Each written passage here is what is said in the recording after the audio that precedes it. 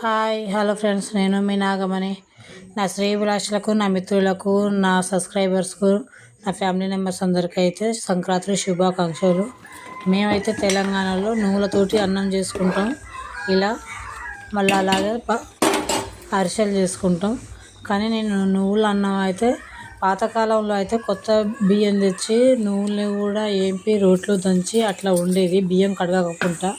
ఇప్పుడు అలా కాకుండా మేమైతే బియ్యం కడుక్కొని మనకు వీలుగా ఉన్నట్లుగా నేనైతే నువ్వుల్ని డ్రై రోస్ట్ చేసుకొని మిక్సీ పట్టి మెత్తగా పక్కకు పెట్టుకున్నా.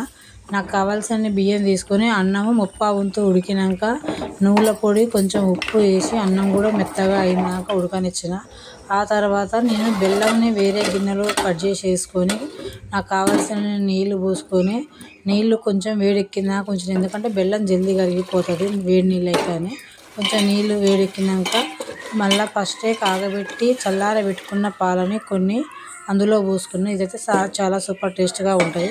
కొంతమంది అన్నంలో కూడా బెల్లం వేస్తారు, కానీ అలా బాగుండదు. ఇట్లనే మంచిగా అనిపిస్తుంది మాకైతే. మేము ఇలా చేసుకున్నాం. షేర్ చేసి కామెంట్ చేసి సబ్స్క్రైబ్ చేయండి. నా మనవాడు ఈరోజు దేవుణ్ణి మొక్కుదురా అనగానే వాడు దెబ్బ వచ్చి ఎలా మొక్కుతుండో ఒకసారి వాని మాటలు వినండి ఎలా ఉన్నదో. చాలా జోక్ అనిపించింది, ఫన్నీ అనిపించింది మాకైతే. ఇప్పుడు చిన్న పిల్లలందరూ కంప్యూటర్ సిస్టమ్ అనుకున్నాం, కానీ పిల్లలు కూడా ఎలాగ మాట్లాడుతుర్రో తెలిసిపోతుంది.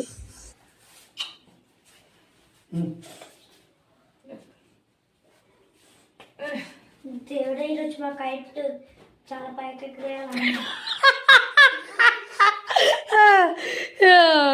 ఓకే ఓకే తల్లి, దేవుడే ఈరోజు మా కైట్ చాలా పైకి ఎగిరేయాలి.